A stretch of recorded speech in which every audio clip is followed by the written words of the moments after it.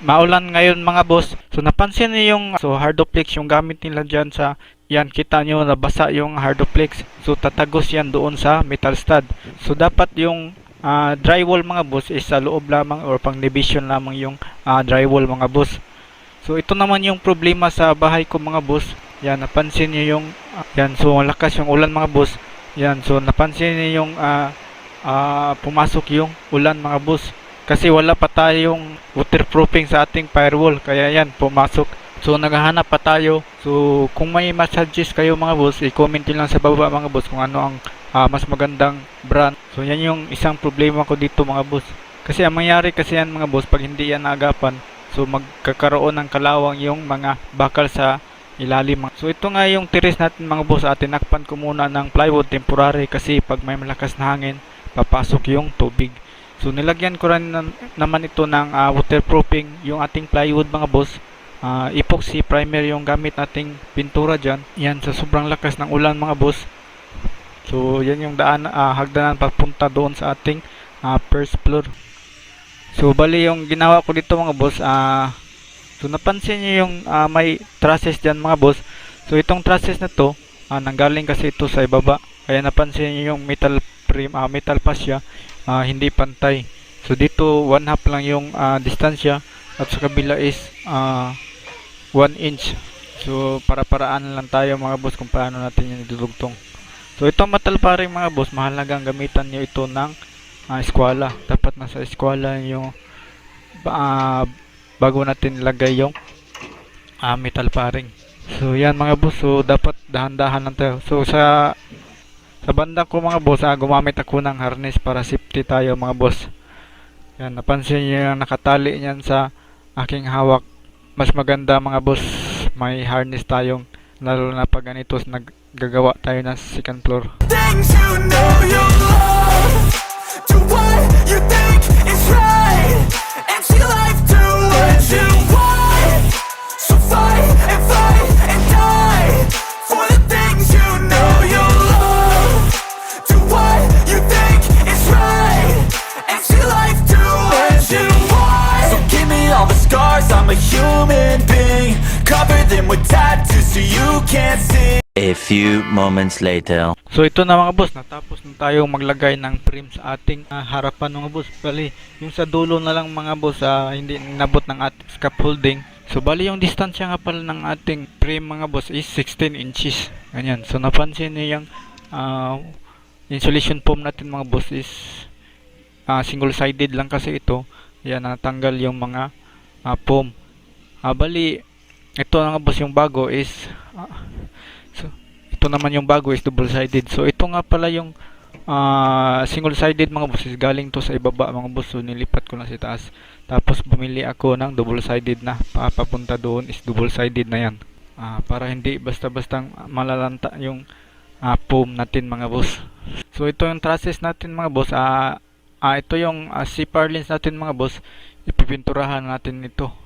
Kasi doon pa to sa ibaba mga boss, ating first floor, hindi pa to na repaint natin. So i-repaint natin yan mga boss bago natin lagyan ng hardoplex. So ito nga pala yung diskarte natin mga boss. So pag may metal paring ka dyan, so yung fascia frame natin dapat i-rebits natin yan para matibay yung ating pag sisiling o ating kisame. Kasi may kabigatan kasi yung hardoplex mga boss. Mas magandang malapit yung rivets sa metal paring. So ito nga pala yung kahoy na 2x2 mga boss. Ito yung gagawin nating pintuan mga boss. Yan. So bali gagamit tayo ng planer mga boss. Ayan, yung planer na yan. So yan yung gagamitin natin para gagawa tayo ng pintuan. So makinis na yung 2x2 na yan mga boss. Bali ang gagawin natin sa planer is yung daanan lamang ng plywood. A few moments later. So yan mga boss, huminto na yung ulan mga boss. So magsisimula na tayo sa ating ceiling mga boss. So yan. So ito pa nga lang yung singawan ng init sa ating kisame mga boss. Ganito yung ginawa ko. So paiba naman tayo mga boss. So yung sa akin is nilagay ko sa gilid mga boss. Yan. Kasi ito yung mga tira-tirang metal paring mga boss. Kaya ginamit ko na lang yung maliliit na mga piraso na metal paring. So yan mga boss, natapos na tayong mag-frame dyan. So bali maglalagay tayo ng hardoplex mamaya. So ito yung sa terrace natin mga boss, natapos na yan. So bali yung gamit natin screw mga boss is hardoplex screw. So ito namang banda, so ito naman ang susunod. A few moments later. So yan mga boss, hindi ko na videohan yung paglagay sa ating hardoplex. So natapos na yan mga boss. So hanggang dyan lang tayo natapos natin. So dito naman tayo sa kamila. Kasi tatlo lang yung kahoy natin mga boss. Ginawa nating scaffolding. So tatlo lang yan.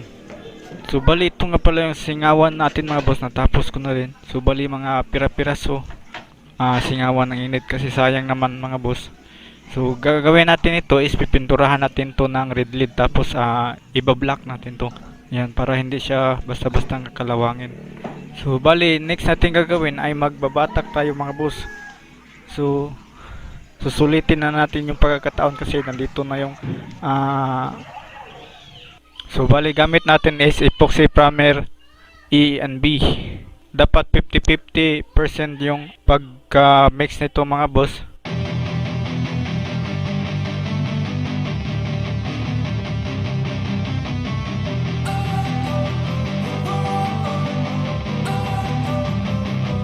Don't wanna sleep in, cause I got something to prove. I gotta take what I hate and finally make a move. So yan mga boss, bali first time kong magbatak mga boss.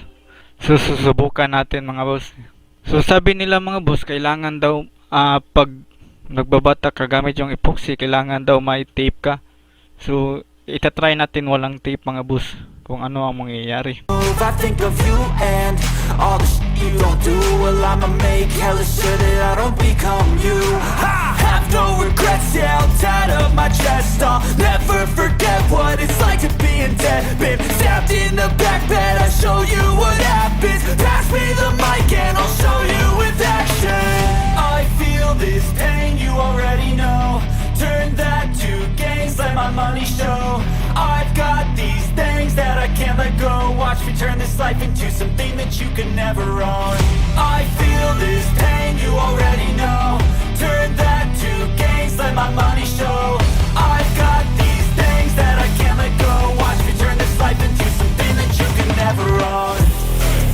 So fight and die for the A few moments later. So sa kasamaang palad mga boss, tama nga sila mga boss, dapat may tape nga. So nakapansin yan mga boss, tumulo yung mga nilagay nating epoxy primer, yan tumulo siya. So lalo na pag malaki yung distansya ng, so katulad nito mga boss, maliit lang yung distansya, so hindi basta-basta tutulo yung epoxy primer natin mga boss pag nilagay. So pag malaki yung distansya ng, pag malaki yung luwang mga boss, so ayan, may posibilidad na tutulo yung ating epoxy primer. Katulad nito mga boss, yan. So ito na nga pala mga boss, natapos natin malagyan ng batak din mga boss, pati yung walling natin. So nilipat na natin yung damba dito sa harapan, ayan. So dahan-dahan lang tayo mga boss, so dubling ingat kasi napakalalim ng second floor natin mga boss, ayan. So kitang-kita yung sa taas kasi nasa tuktok kasi ng bundok yung bahay natin mga boss.